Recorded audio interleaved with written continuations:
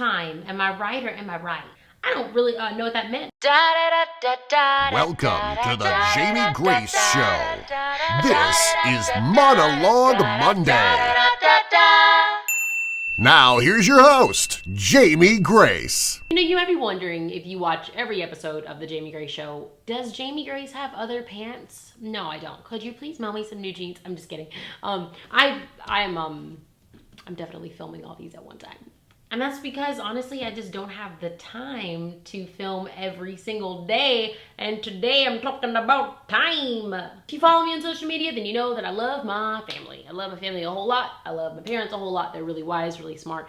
And something that my mom preached on a couple years ago, they're both pastors, and my mom said something about time. And she was saying that when we as Americans, as people in general, when we start getting busy, sometimes we start saying, like, I have to make time for that, or I haven't made time for that, or I need to make time for that. And she was saying how that does not make sense. And I love that she said that, because ever since then, I no longer say, oh, I need to make time for that. I now say I need to take time for that. We have 24 hours in the day. Like, that's a lot of hours. You know, if we actually take the time to plan out what's going on, to plan out what we want to do, to plan out what we need to do, then what we want to do, I'm sure we can get a lot of stuff done instead of saying, oh, I don't have time for that. It's like, no, like, I can take this time. I ain't got time for that. I can never forget the time where I was the most convicted about this whole I'm too busy thing.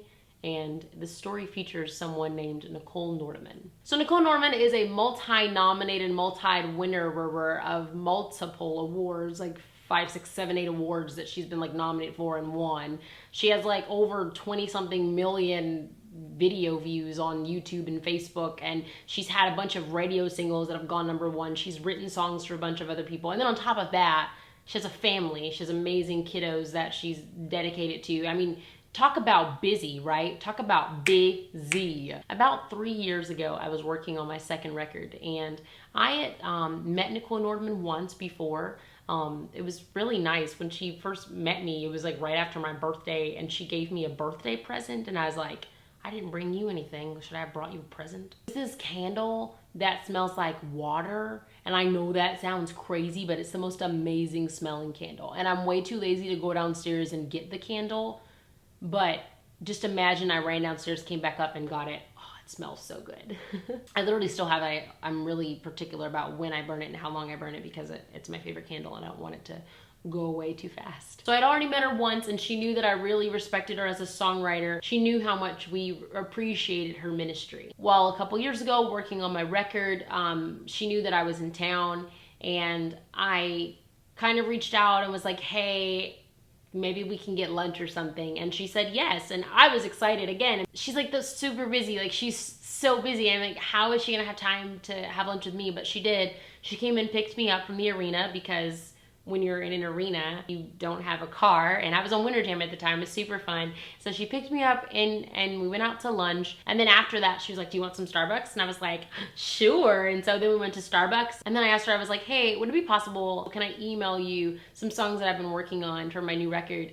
Like, I would just love to play them for you sometime, or maybe we could write together sometime, or I could email them to you. Like, I just really want to get your opinion, your perspective on some things. And she was like, oh, what if when we go back to the arena, you can play them for me? I was like, okay. So we went back to the arena, and in the dressing room, I sat down. It was like such a cool memory. I was like sitting here, and she's like sitting over there on the floor, and I played her a song from that I was working on. She gave me like legitimate feedback. It wasn't some like fluffy, like I'm just gonna encourage you moment. It was, she really like talked about the song, and it was really cool. And then I played her Ready to Fly, and she did the same thing. And I was like, okay, well, you probably have to go. And she was like, well, I carved out time for today, so why don't you just play me a few more? You know, as much as I wanted to just kind of focus on the fact that I was so encouraged, I was so convicted in that moment. You know, she shared with me the things that she had to do that day, and the things that she was working on with her kids and with her music. And as you guys know, she just released new music, so that was around the time that she was working on her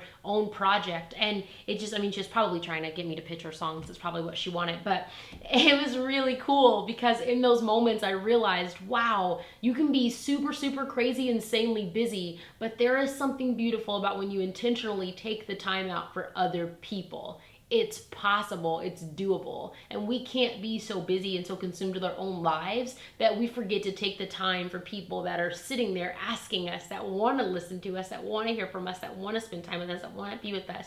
We need to be able to say, I can take time for you. I learned that from my parents. You know, I learned that from my mom's sermon that day when she was like, no, like, we cannot keep saying, I'm so busy, I'm so busy, I'm so busy. We have to be able to take time. I learned that from Nicole, and I am still preaching to the choir right now because I'm a crazy busy human. I don't have set hours. I am, you know, technically self-employed, so I like work all day. You know, once I'm done writing a song, I go work on a book for the Gospels Club, and once I'm done with that, I go work on I'm a Fighter, and once I'm done with that, I go work on the Jamie Gray Show, and once I'm done with that, then I go work on music since I'm a worship leader at my church, and once I'm done with that, I go and work on my record again. You know, it's constant work, but there's something amazing when we're able to take time. Just take a moment, take a breath, take some time.